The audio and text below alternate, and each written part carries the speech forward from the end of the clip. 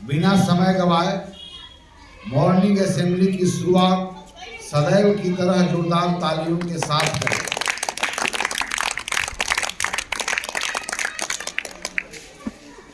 संयुक्त रूप से आयोजित इस गणितीय सदन में बैठे हुए वर्ग 6, 7, 8 के विद्यार्थी आपके प्रति पवित्र कामना करते हुए आज के सदन में जिन विषयों के ऊपर चर्चा हो रही है उसका मैं घोषणा करता हूं। आज आपके सदन में प्रायिकता के संबंध में शेष बात बताई जाएगी।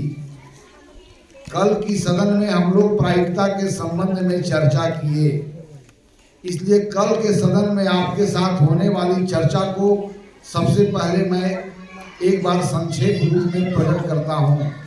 उसके बाद शेष अगली बातों के बारे में हम समझेंगे। तो कल क्या क्या चर्चा हुई? कल के सदन में यह चर्चा हुई कि गणित का वह शाखा जहां पर हम संभावनाओं की मापन करते हैं, गणित के उस शाखा को हम प्रायिकता बोलते हैं। कल यह चर्चा हुई कि जुआ के खेल से जुड़े हुए समस्या के ऊपर दुनिया का महान गणितज्ञ Blaise Pascal, de Pierre Fermat and Cardano नामक गणितज्ञ ने स्वतंत्रतापूर्वक विचार किया और उस समस्या के समाधान को प्रस्तुत किया। तो उनके द्वारा एक अलग तरीकों से, बिल्कुल नए तरीकों से अनिश्चितताओं से जुड़े हुए समस्याओं के संबंध में पहले बार उनके द्वारा आइडिया दिया गया। तो उस समस्या के समाधान को उन्होंने जब प्रस्तुति किया तो उसके बाद गणित की नई शाखा विकसित हुई जिसे हम प्रायिकता के नाम से जानते हैं। कल यह चर्चा हुई कि हमारे जीवन में दो प्रकार की घटनाएं घटती है। एक ऐसी घटनाएं हैं जिसको घटने के पूर्व उसके परिणामों के बारे में सटीकता से भविष्यवाणी की जा सकती है, और एक ऐसी घटनाएं हैं जिसके परिणाम के बारे में हम सटीकता से भविष्यवाणी नहीं कर सकते।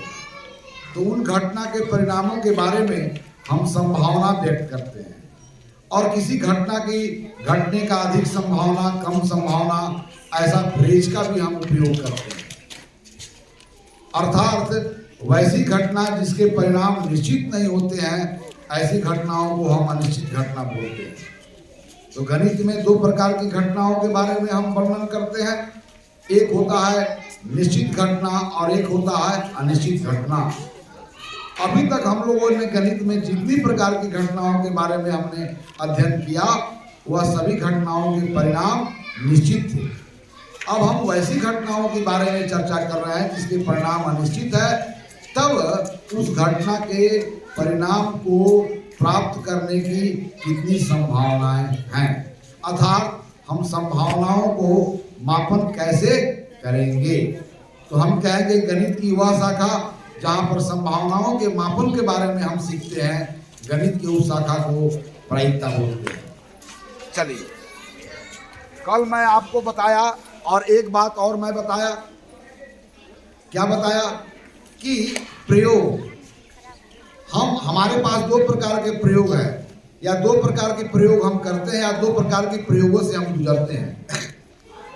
तो प्रयोग जो शब्द है, इसका शाब्दिक अर्थ यह हुआ कि कुछ जानने के लिए या आवश्यक आंकड़ों को इकट्ठा करने के लिए जब किसी क्रिया को हम बार बार करते हैं तो यह रिपीटेड जो हमारा जो एक्शंस है वह एक्सपेरिमेंट कहलाता है। ओके,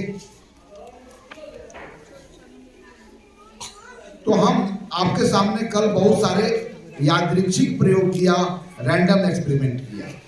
जैसे ताश के इस 52 पत्तों को बार बार फेंक करके और हम एक ही क्रिया कर रहे थे कि उसमें से कोई भी एक पत्ता को हम निकाल रहे थे, और एक पत्ता को जब भी हम निकाल रहे थे तो यह देख रहे थे कि वह पत्ता कभी हमारे अनुमान के मुताबिक निकलता था और कभी हमारे अनुमान के विपरीत निकलता था। तब इस प्रयोग को हम क्या बोलेंगे? किसी क्रिया को बार बार करने पर रिजल्ट एक जैसे नहीं प्राप्त होते हैं, तो ऐसे किए जाने वाले प्रयोग को आप क्या बोलते हैं? यादृच्छिक प्रयोग। अंग्रेजी में क्या बोलते हैं? Random experiment. तो उसी प्रकार कल हमने यह जो लूडो का डायस है जिसके 6 सरफेसेस हैं स्क्वायर शिफ्ट, या 6 सरफेस पर अलग अलग डॉट्स लगाए हुए हैं जो 1 से लेकर के 6 को बताते हैं। अब जब इस डायस को हम जब फेंकते हैं तो ऊपरी सतह जो भी आता है उसे एक हम रिजल्ट के रूप में लेते हैं। तब या अगर किसी डायस को बार बार फेंके तो वहाँ पर ऊपरी सतह पर क्या रिजल्ट आएगा, अलग अलग आएगा। तब इस प्रयोग को क्या बोलेंगे हम लोग, यादृच्छिक प्रयोग। और यह प्रयोग क्यों कर रहे हैं, हम यह जानना चाहते हैं कि 6 परिणामों में किस परिणाम को प्राप्त करने की संभावना अधिक है और किस परिणाम को प्राप्त करने की संभावना कम है। ओके, फिर आपने क्या किया, फिर आपने सिक्कों को बार बार उछाला और सिक्का को बार बार उछालने के बाद आप यह जानना चाहते हैं कि इसमें 2 रिजल्ट हैं, दोनों रिजल्ट को प्राप्त होने की संभावना कितनी है। तो कल तो आपने डेटा दिया था। अब इसके बाद आता है अनुभविक प्रायिकता। अनुभविक प्रायिकता जिसको बोलते हैं इंपेरिकल प्रोबेबिलिटी। अर्थात यहाँ जो हम संभावनाओं के मापन करने जा रहे हैं वो किसी प्रयोग से प्राप्त परिणाम के निष्कर्ष के आधार पर हम यहाँ पर संभावनाओं को मापन कर रहे हैं। ओके, कल इतनी चर्चा हो गई थी, आज हम लोग इस चर्चा को आगे बढ़ाने जा रहे हैं। चलिए, तो कल क्या देखा, कल के रिजल्ट में आपने जब डायस को उछाला तो बार बार रिजल्ट को हेड और टेल के रूप में आपने कलेक्ट किया, तो क्या देखा कि आपने अगर 50 बार इसको उछाला था तो हेड के पक्ष में क्या थे, उसके आधे रिजल्ट और टेल के पक्ष में करीब करीब आधे, एग्जैक्ट आधे नहीं थे। अर्थात किसी ऑब्जर्वेशन में हेड के पक्ष में आए हुए रिजल्टों की संख्या और हेड टेल के पक्ष में आए हुए रिजल्टों की संख्या कुल ऑब्जर्वेशंस का समान भाग है, मतलब सेम फ्रैक्शंस है। तो इस आधार पर आप क्या कहें, यदि यह सिक्का बिल्कुल समतल हो, अनबायस्ड हो, मतलब कोई बिल्कुल उठा इसका सरफेस बिल्कुल सटीक हो, तो ऐसे स्थिति में आप सिक्के को बार बार उछालेंगे तो आपने क्या देखा कि हेड करीब करीब उतनी ही बार आता है जितना टेल आता है। अर्थात इससे क्या हुआ कि एक सिक्के को उछालने के बाद हेड प्राप्त करने का उतना ही संयोग है जितना टेल प्राप्त करने का। लेकिन इसके पहले एक और मैं शब्द का विश्लेषण किया था, समसंभावी घटना। क्या बात किया था,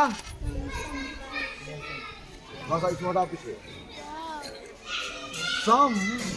समसंभावी घटना, इसको बोलते हैं इक्वली लाइकली इवेंट। तुम कहाँ हो,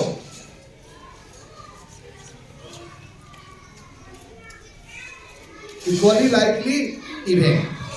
अर्थात किसी सिक्के को उछालने के बाद यहाँ पर हेड उतनी ही बार आया था जितना टेल बार आया था। अगर 60 बार आप उछाले थे तो करीब करीब हेड 15 बार होगा और टेल भी करीब करीब कितना होगा, 15 बार होगा।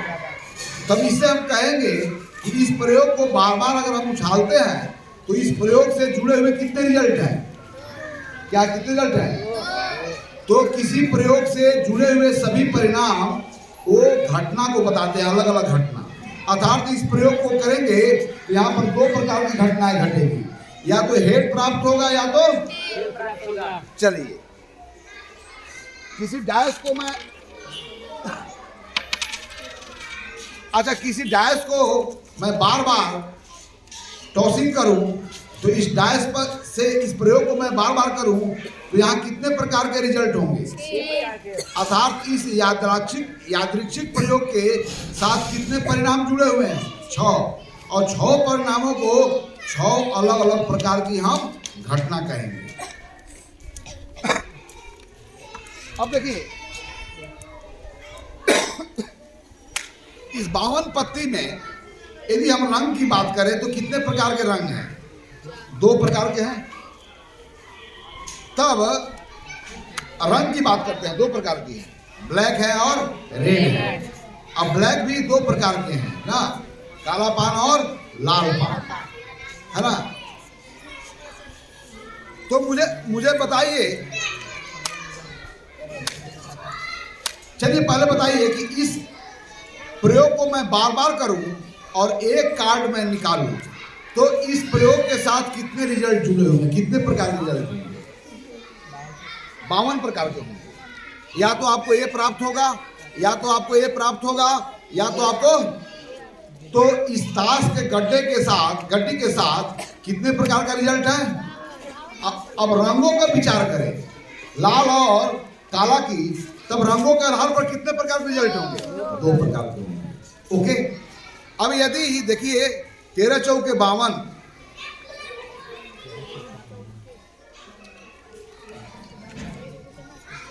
तो यहां पर हर एक पत्ती को एक रिजल्ट मानेंगे, तो कितने प्रकार के रिजल्ट होंगे? 52 प्रकार के। कलर के हिसाब से कितने प्रकार के रिजल्ट होंगे? अब आइए, इसको हम अलग बोलते हैं छाप, यह चिड़िया है, यह क्या है? ईटा कहा जाता है इसे ना, और इसे क्या कहा जाता है? लाल पान। क्या कहता है? और इसे क्या कहा जाता है? काला पान। तो इस आधार पर अगर हम रिजल्ट को देखें तो इस क्रिया को अगर हम बार बार करें तो कितने प्रकार के हमें रिजल्ट प्राप्त होंगे? इस आधार पर 4 प्रकार के। ओके, तो किसी प्रयोग को बार बार करने पर जितने अलग अलग प्रकार के परिणाम प्राप्त होते हैं वह सभी परिणाम घटना कहलाते हैं। क्या कहलाते हैं? घटना कहलाते हैं, किसी प्रयोग से जुड़े हुए घटना। अब आइए, तो कल क्या देखा?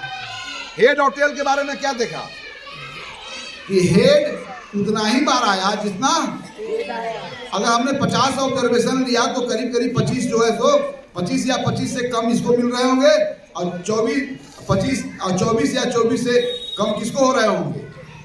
टेल को। समझ रहे हो? लेकिन करीब करीब वह कुल ऑब्जर्वेशंस का हाफ हो रहे होंगे। क्या? तो इसी प्रकार अगर सीके को बार बार उछाला जाए तो वहां पर के 2 प्रकार की घटनाएं हैं, हेड की प्राप्ति और टेल की प्राप्ति। तब हेड को प्राप्त करने का उतना ही बार आता है जितना टेल बार। यह कोई भी क्रिया करेगा, सबका अनुभव की यही बात है, आप भी करें, आप भी करें, आप भी करें। तो यहाँ पर जो संभावनाओं की मापन है हमारे अनुभव पर आधारित है, इसलिए नाम है इसका अनुभविक प्रायिकता, एम्पिरिकल प्रोबेबिलिटी। तो हमने क्या देखा सिक्कों के बारे में? क्या देखा सिक्कों के बारे में? कि हेड उतना ही बार आता है जितना, अर्थात एक सिक्का को बार बार उछालने पर यह दोनों घटनाओं की घटने की संयोग बराबर है। इस कारण इन दोनों घटनाओं को समसंभावी घटना कहते हैं। क्या कहते हैं? चलिए, तो समसंभावी घटना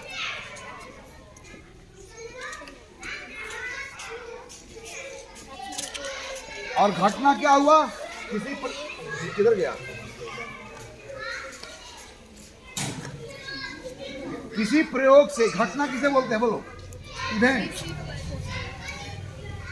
किसी प्रयोग से संबंधित सभी परिणाम का मतलब हुआ रिजल्ट। तो किसी प्रयोग से संबंधित सभी परिणाम घटना कहलाते हैं। क्या कहलाते हैं? घटना कहलाते हैं। और समसंभावी घटना किसी प्रयोग से, और यहां पर कौन सा प्रयोग है? यादृच्छिक प्रयोग। क्या है? यादृच्छिक प्रयोग। तो किसी यादृच्छिक प्रयोग से जुड़े सभी परिणाम अलग अलग घटना कहलाते हैं।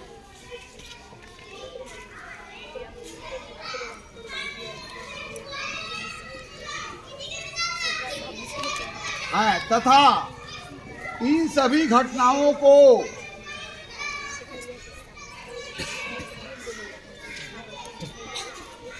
घटने का संयोग, संयोग को अंग्रेजी में बोलते हैं चांस। क्या बोलते हैं हम लोग? चांस। बराबर बराबर है, क्या है बोलो? बराबर। अतः इन सभी घटनाओं को समसंभावी घटना कहते हैं। अतः इन सभी घटनाओं को समसंभावी घटना कहते हैं। और इन सभी घटनाओं का घटने का संयोग बराबर बराबर है, यह जानकारी हम स्वयं अपने अनुभव के आधार पर कर रहे हैं। हमने स्वयं प्रयोग किया। अब प्रयोग करने के बाद जो हमारे पास परिणाम आया, उसके आधार पर हम इस बात को कह रहे हैं कि किसी सिक्के को उछालोगे तो हेड वाली जो घटना है और टेल वाली जो घटना है, दोनों घटना का घटने का संयोग क्या है? बराबर बराबर है। ओके। तो किसी सिक्के के साथ जुड़े हुए कितने समसंभावी घटना है? 2। और डाइस के साथ कितने समसंभावी घटना होंगे? डाइस के साथ 6 होंगे। और इस ताश के साथ कितने होंगे? और कलर के आधार पर कितने होंगे?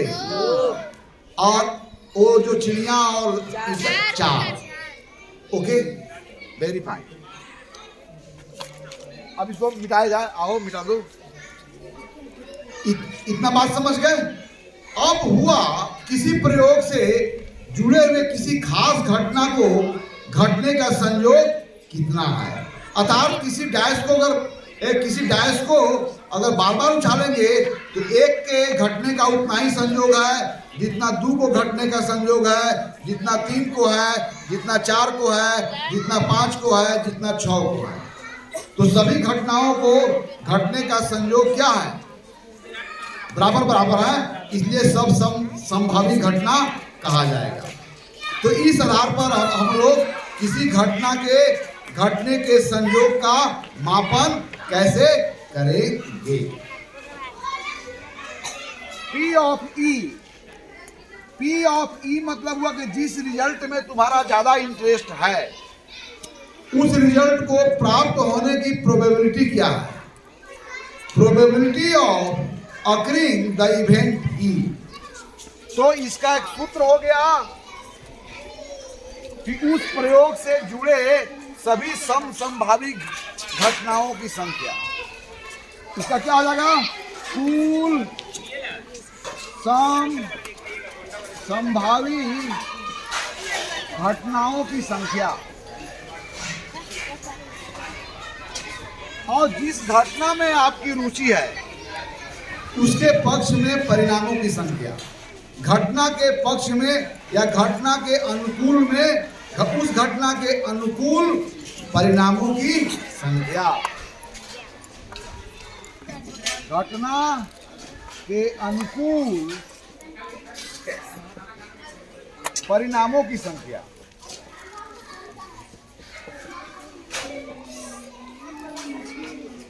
तो यहां पर देखिए, तो कोई भी हम प्रयोग करेंगे तो उसके साथ जुड़े हुए समसंभावी घटना में कोई भी घटना होंगे तो उसका एक भाग होगा। इसका भाग होने के मतलब कि जो घटना निश्चित रूप से घटेंगे, तब निश्चित है कि यहाँ जितने समसंभावी घटना होंगे उतना ही अगर यहाँ पर संख्या हो जाएगा, है ना। किसी सिक्के को उठा लेंगे तो चाहे 1 आवे, 2 आवे, 3 आवे, 1 से 6 के बीच में कोई एक रिजल्ट मिले, इसकी संभावना क्या है? 100% है। क्या कोई 1 से 6 के बीच में मिलेगा ही। अर्थात अब P ऑफ E का वैल्यू जब 1 हो जाए तब वह घटना क्या होगा? निश्चित घटना कहलाती है, वह अवश्य घटेगी। अगर P ऑफ E 0 हो जाए, मतलब कहने का मतलब कि जितना समसंभावी घटनाओं की संख्या है उस प्रयोग से उतना ही घटना के पक्ष में परिणामों की संख्या हो जाएगी। तो नॉमिनेटर और डिनोमिनेटर बराबर हो जाएंगे तो वैल्यू 1 हो जाएगी। तो निश्चित है कि वह घटना अवश्य घटेगी। और यदि कोई घटना बिल्कुल नहीं घटेगी, घटने की संभावना 0 है, तो उस घटना के पक्ष में परिणामों की संख्या क्या होगा? 0 होगा। और जितनी भी घटनाएं हैं वह जिनकी घटने की संभावना है वह 1 और 0 के बीच में ही होंगे। यानी किसी घटना की प्रायिकता अगर 1 हो गई तो वह क्या हो गया, अवश्य घटना घटेगी। किसी घटना की प्रायिकता 0 हो गई तो वह घटना कभी घटेगी नहीं। लेकिन किसी घटना को घटने का संयोग बीच का है तो उसका वैल्यू 0 और 1 के बीच होगा। अर्थात probability of occurring event E is always less than 1 and greater than 0. Okay, हो गया ना। तो इसको हम लोग यहाँ पर जो सूत्र को ड्राइव किया है, यह हमारे अनुभव पर आधारित है, इसलिए अनुभविक प्रायिकता का यह सूत्र है। ओके, अब आते हैं इस पर आधारित हम सवालों को हल करते हैं। चलो किताब निकालो, आ जाओ एक लड़का, क्लास 8 का किताब। वो तो बिजी है उधर समझाने में, क्लास 8 की किताब नहीं है, क्लास 8 का कोई किताब नहीं है।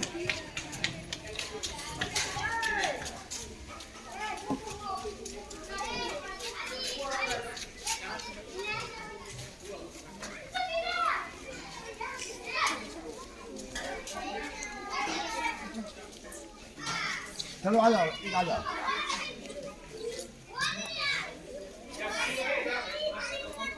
आ जाओ, एक सवाल है, एक पासा को फेंकने पर 3 प्राप्त करना। एक पासा को अगर फेंकते हैं तो 1 से 6 तक उस पर आते हैं तो 3 भी क्या हो जाएगा, एक घटना हो जाएगा। 3 प्राप्त करना क्या हो जाएगा, एक घटना हो जाएगा। तो एक पासा को फेंकने पर 3 प्राप्त करना एक घटना है। उसी प्रकार एक सिक्के को उछालने पर चीत या पट, हेड या टेल प्राप्त करना भी क्या हो गई, घटना हो गई।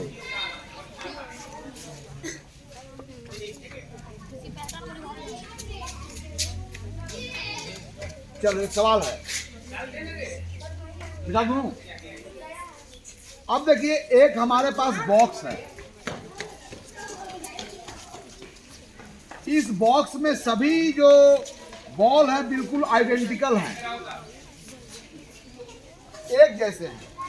कितने हैं, 4 नीली है, 2 हरी और 5 कैसी है, काली है। इस प्रकार एक बक्सा में कितने हैं, 5 4 9 2 11। लेकिन 11 गेंद जो हैं वो 4 नीली है, 2 हरी है और 5 काली है। तब इससे कोई अगर एक बॉल को निकाला जाए बिना देखे तो नीली गेंद प्राप्त करने की क्या प्रायिकता है, हरी गेंद प्राप्त करने की क्या प्रायिकता है, काली घटना को घटने का कितना संयोग है। अर्थात घटना, चूंकि आप इसको निकालेंगे तो या तो रिजल्ट नीला होगा, या तो लाल होगा, या तो नीला होगा, या तो हरा होगा, या तो क्या होगा, काला होगा। राइट। तो यहाँ बताओ कि यहाँ पर रंगों के आधार पर कितने प्रकार के रिजल्ट है, 3 है। तो तीनों कैसी घटना है, समसंभावी है ना। चलिए, तो तीनों समसंभावी नहीं है, यानी कि इस यहाँ पर या तो 4 नीला, देखो, या ब्लू 1, ब्लू 2, ब्लू क्या हो गया 3, ब्लू क्या हो गया 4, और फिर क्या होगा 2 ग्रीन, ग्रीन ग्रीन ग्रीन हो गया, 5 काली, 1 2 3 4 5, B B B B B. अब मुझे बताओ, 4 तो 6 11 गेंदा में से कोई भी एक गेंदा निकल सकता है। तो यहाँ पर बताओ कितनी प्रकार की घटनाएं घटेगी, 11 कितने प्रकार के, 11 प्रकार के। अब हुआ कि इसमें से, ध्यान दो, इसमें से एक यहाँ पर सब रंगों के आधार पर संभावी नहीं है। अगर यहाँ पर एक नीली गेंद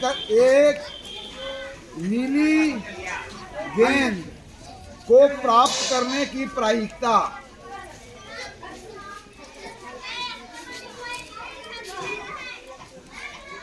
तो सूत्र के मुताबिक से नीली कुल कितने समसंभावी परिणाम है, और नीली गेंदा के पक्ष में कितने परिणाम है? आओ जरा बताओ, कुल कितने समसंभावी परिणाम है यहाँ पे बताओ। देखो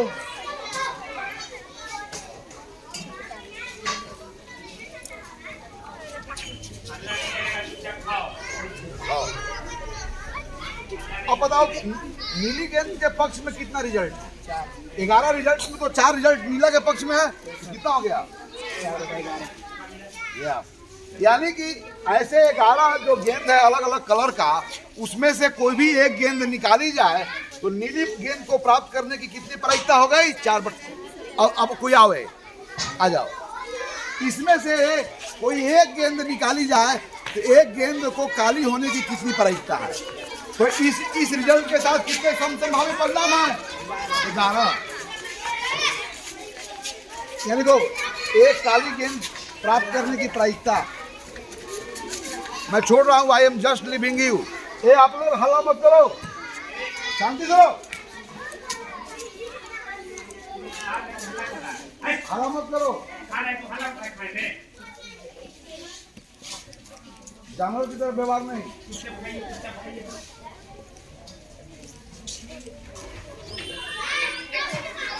तो अब मैं पूछ रहा हूं, इसके साथ 11 जो है सो इक्वली लाइकली इवेंट थे, और उस एक काली गेंद के पक्ष में कितने रिजल्ट हैं? 5। इसलिए जब भी उसमें से एक गेंद निकालेंगे तो एक काली गेंद को घटने की कितना संयोग है, या एक काली गेंद को प्राप्त करने की कितनी प्रायिकता है? कितना हो गया? चलो अब मुझे बताओ, एक इसमें से कोई एक गेंद निकाली जाए तो एक हरी गेंद को प्राप्त करने की कितनी प्रायिकता होगी? कौन बताएगा? कौन बताएगा? हरा है ना, हरा कितना है वो कौन बताएगा? चलो जो बिठा दो।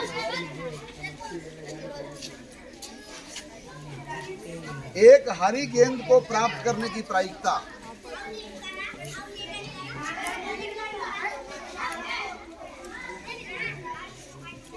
यानी कि उस प्रयोग को हम बार बार करेंगे, उससे जुड़ा हुआ कितना समसंभावी रिजल्ट है और इसके पक्ष में कितने रिजल्ट है, यानी कुल का कौन सा भाग है, सिर्फ को यही पता करना है। यानी कि प्रायिकता एक प्रकार का फ्रैक्शन है, एक प्रकार का भिन्न है। लड़के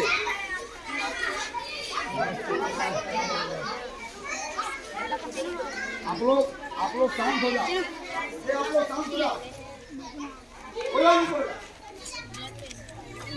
है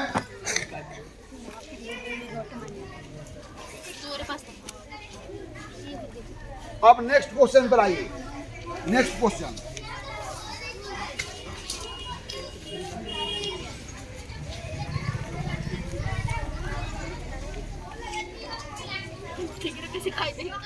जब एक पासा को फेंका जाता है तो कोई भी सम संख्या प्राप्त करने की कितनी प्रायिकता है? तो जब एक पासा को फेंकते हो तो कितने प्रकार के रिजल्ट हैं? कुल समसंभावी परिणाम कितने हैं बोलो? और कौन कौन है? 1 2 3 4 5 6। तो मुझे बताया जाए कि एक बार मैं पासा को फेंकूं तो सम संख्या को प्राप्त करने की क्या प्रायिकता है? अर्थात पासा को एक बार फेंकने पर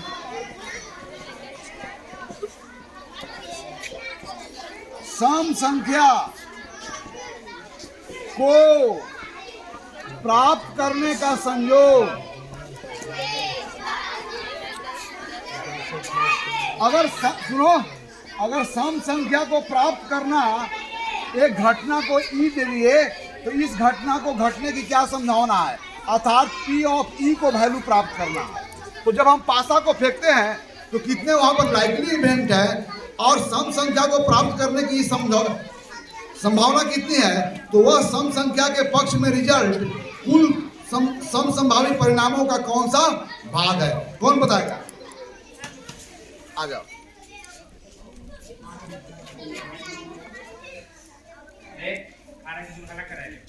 वेरी फाइन। अब इसको सिंपलेस्ट फॉर्म में लिखो। कोई भी भिन्न को जब उत्तर देते हैं तो सरलतम रूप में लिखा जाता है। यस, यानी कि किसी पासे को अगर एक बार फेंका जाए तो सम संख्या प्राप्त करने का संयोग कितना है? आधा है ना। तो आज गणित के इस सदन में हम लोगों ने अनुभवी प्रयोक्ता के बारे में जाना तथा किसी प्रयोग को करने पर जिस रिजल्ट में हमारा रुचि है उस रिजल्ट को प्राप्त करने के क्या संयोग है उसका मापन करने का तरीका को भी जाना। तो आज हमने यह जाना किसी घटना को घटने का संयोग 100% हो तब उसके लिए प्रायिकता का वैल्यू क्या होगी? 1 होगी। किसी घटना को घटने का संयोग बिल्कुल समाप्त हो मतलब असंभव घटना, तो असंभव घटना की प्रायिकता क्या होगी? 0 होगी। बाकी जो जितनी भी घटनाएं हैं वो असंभव और पूरी तरह से संभव इसी के मध्य में होते हैं, इसलिए बाकी सभी घटनाओं की प्रायिकता 0 और 1 के बीच में होगी। तो आज इस गणित के सदन में हम लोग दो रोज से प्रायिकता के संबंध में लगातार चर्चा कर रहे थे और आज प्रायिकता को हमने प्राप्त करने का तरीका देखा। किसी घटना के घटने का कितना संयोग है, कितना चांस है, कितना प्रोबेबिलिटी है, इसको कैसे मेजर करेंगे हमने इसको सीखा। अब इस सभी प्रायिकता को हम लोग क्या बोलते हैं? अनुभवी प्रायिकता। चूंकि यहाँ पर हमारा जो डेटा कलेक्ट करते हैं प्रैक्टिकली और उस कलेक्टेड डेटा से जो हम लोग कंक्लूजन निकालते हैं तो यही देखते हैं कि एक सिक्का को अगर कोई बिल्कुल सिक्का शुद्ध हो, किसी प्रकार के खरोच नहीं हो, उबड़ खाबड़ नहीं हो, तो एक सिक्का को बार बार उछालेंगे तो हेड के पक्ष में उतना ही ऑब्जर्वेशंस की संख्या होगी जितना टेल के पक्ष में। अगर हम एक डाइस को बार बार उछाले तो वहाँ 6 प्रकार के जो अलग अलग रिजल्ट हैं या 6 घटनाएं हैं, उस घटने की संयोग क्या होगी? बराबर होगी। ताश के पत्तों पर देखा कि इसको अगर बार बार हम ताश को गड्डी से उसको सफलिंग करके बार बार ताश के गड्डी से आप एक अगर पत्ता निकालते हो तो इस प्रकार वहाँ पर 52 प्रकार के रिजल्ट होंगे। रंगों के आधार पर 2 प्रकार के समसंभावी घटनाएं होंगे। क्या? छाप के आधार पर 4 प्रकार के होंगे, है ना। तो इस आधार पर हम लोगों ने किसी घटना को घटने का प्रायिकता को ज्ञात किया। आज इस सदन में इतना ही बातों के साथ आज सदन स्थगित होता है और हम लोग अगले सदन में गणित के नए अवधारणाओं के बारे में हम चर्चा करेंगे।